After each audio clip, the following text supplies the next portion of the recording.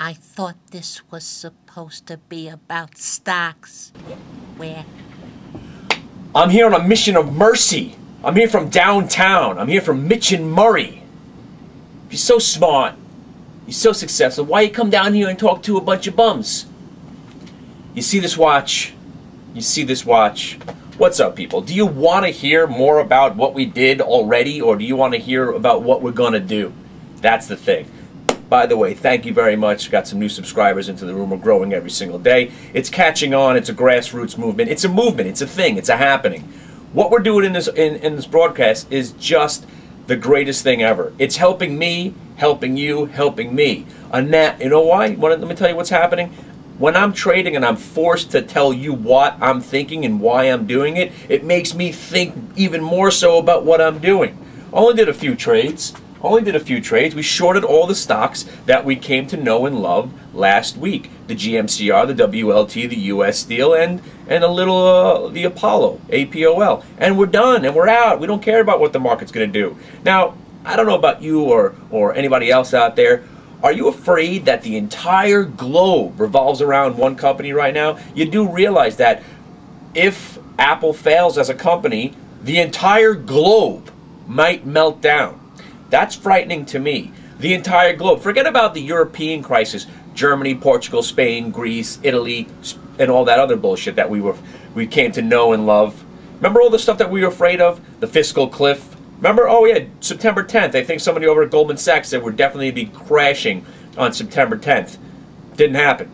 Then the fiscal cliff, after the election. It doesn't matter. Do you understand what's happening in the world right now? It's a shell game. Whatever needs to be put in the front is what will be the most important. So if something's going wrong here, they'll just move it out the way and put what's good in front. Manufacturing, technology, this, that, and the other thing, globalization. It doesn't matter. It doesn't matter what they throw at this market. It's impossible for us to go down. You want to know why? Because everybody's calling for it. When everybody stops calling for it, oh, the market looks a little tired. Oh, the market looks a little weak. We need a correction is a very popular buzz phrase. We need a correction. We don't need shit. What we do is we need a sideways pattern to develop where we're headed right now, and then we're going to lift off from there. All boats will rise. As long as Apple's new phone doesn't blow up in your hand when you turn it on or cause tumors to grow out of your ear, Apple to 1,000, Google to 1,000, everybody's happy. It doesn't matter. Go buy yourself some stuff. Be a broker at this point. Go spend the money that you're going to make because you know you're going to make money. The wealth effect is here, people. Stop trying to kid yourself. You're never going to make money in a bank. You're not making your money in bonds. You're not going to make your money in CDs, gold, or silver. You got to put your money in the stock market. That's what it's all about right now. You are forced to buy. And you know what? Be the guys that are buying right now. Be the guys that are buying right now because eventually the sheep will come in. When the Dow's at 15,000 and 16,000 and 17,000, ho, ho, ho, I guess the market looks good now. That's when they'll come in. So the next 3,000 points, the Dow 20,000, then when it crashes back down to 17,000, it won't make a difference because we're already in. Plus, these are also market generalizations that don't mean shit.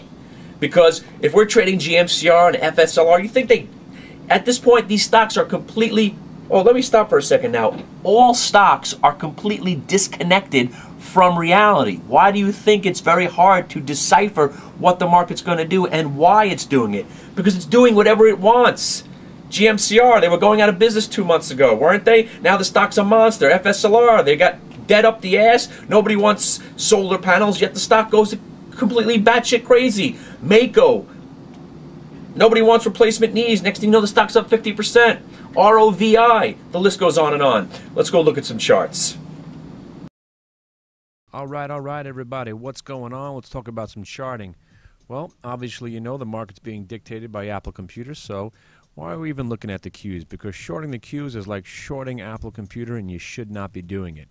But every once in a while, we do come across a stock where there can be at least some profit-taking going on. So we'll take a look at MAKO, M-A-K-O. Now take a look at this stock here for a second. I mean, we picked this baby right off these lows right here.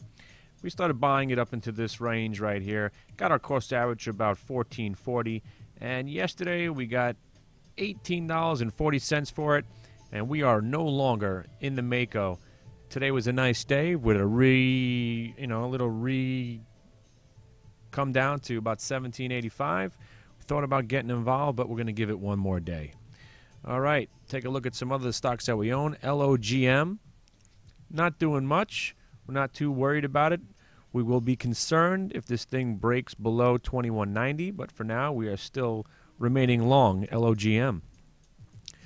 On another front, the APKT, which got up to 20 here, and failed. We took some off the table, and the next day with another failed attempt to break 20, we are no longer in APKT.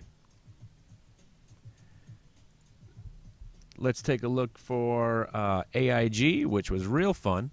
The last couple of days, what we've had were gap downs, and then the AIG start to gain strength. AIG gapping down, gaining strength. Today, on the other side, we actually gapped the stock up. Right now, we think this is going to remain right in this channel between 32 and 35. Now, one thing that we didn't like was we were looking for this thing to break out at 35. Tried here, tried here, tried here, tried here and here. Finally broke 35 and immediately came back down. Then again broke 35 and immediately come back down.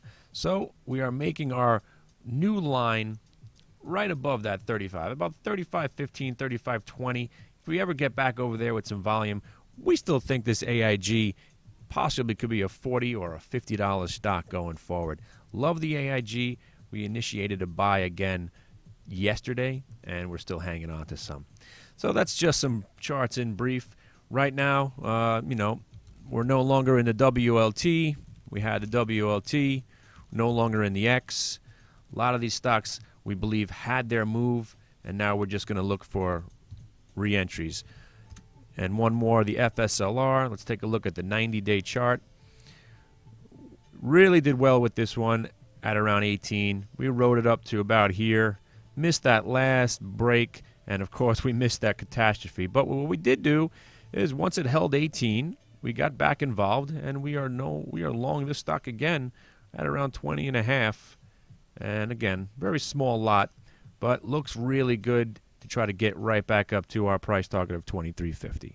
All right, kids, we'll see you at the Hit the Bid chat room tomorrow. And if you don't know, hitthebid.com. Just go there, hit the big green button, sign up for your 14-day trial, and see what we do throughout the day. Thanks a lot.